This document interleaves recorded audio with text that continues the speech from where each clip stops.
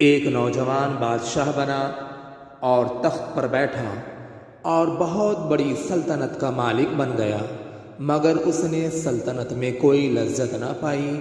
اس نے اپنے مصاحبین سے پوچھا کہ کیا مجھ سے بیشتر گزرنے والے بادشاہوں کی بھی میری جیسی حالت تھی؟ کیا وہ بھی سلطنت پا کر بے چین تھے؟ تو مصاحبین نے عرض کیا، نہیں جہاں پناہ، وہ لوگ راہ راست پر قائم اور ثابت قدم تھے۔ بادشاہ نے ان سے کہا کہ کون سی ایسی چیز ہے جو سلطنت کو میرے لیے قائم اور ثابت کر سکتی ہے؟ ان لوگوں نے جواب دیا کہ آپ کے لیے علماء اس کو ثابت اور قائم کریں گے۔ چنانچہ بادشاہ نے اپنے شہر کے علماء اور نیک لوگوں کو بلایا اور ان سے کہا کہ آپ لوگ میرے ساتھ رہیں اور مجھ سے جو بات اطاعت الہی کی دیکھیں اس کا مجھے حکم دیں، اور جو بات گناہ کی دیکھیں اس سے مجھے منع کریں۔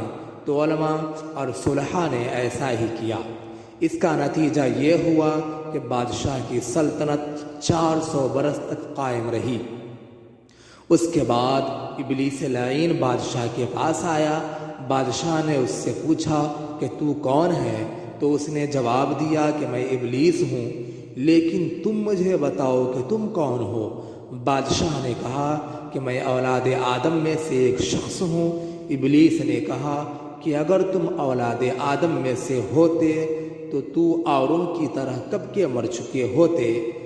تم تو معبود ہو اور عبادت کے لائق ہو، اس لیے لوگوں کو اپنی عبادت کی دعوت دو۔ ابلیس کے فریب سے بادشاہ کے دل میں یہ بات اثر کر گئی۔ چنانچہ بادشاہ منبر پر چڑھا اور کہا، اے لوگوں، میں تم سے ایک بات پوشیدہ رکھتا تھا، مگر اب اس کے اظہار کا وقت آ گیا ہے۔ تم جانتے ہو کہ میں 400 برس سے تمہارا بادشاہ ہوں۔ اگر میں اولاد آدم میں سے ہوتا تو جس طرح عام انسان مرتے ہیں میں بھی ضرور مر گیا ہوتا۔ میں تو تمہارا خدا ہوں، اس لیے تم میری عبادت کرو۔